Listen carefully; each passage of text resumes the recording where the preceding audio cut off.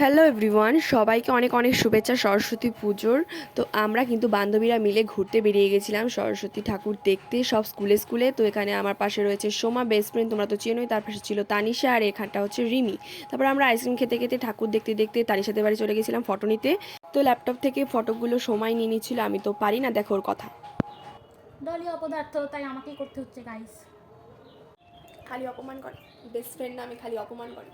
তো ফটো নিয়ে আসার সময় রঙ্গমঞ্চে আবার গৌতম এসেছিল, তোর সাথে একটুখানি ঘুরে নিলাম। আর এটা হচ্ছে দাদা বৌদি, এটা তোমরা দশমীর দুর্গাপুজোর সময় ব্লগে অবশ্যই দেখেছো। তো এখানে আমরা বিরিয়ানি খেতে এসেছিলাম, তো বিরিয়ানিটা খেয়ে নিলাম। আজকে কিন্তু তরুণদার দোকানে বিরিয়ানি খাইনি, অন্য দোকানে বিরিয়ানি খেয়েছি। এই বিরিয়ানিটা খুবই ভালো ছিল।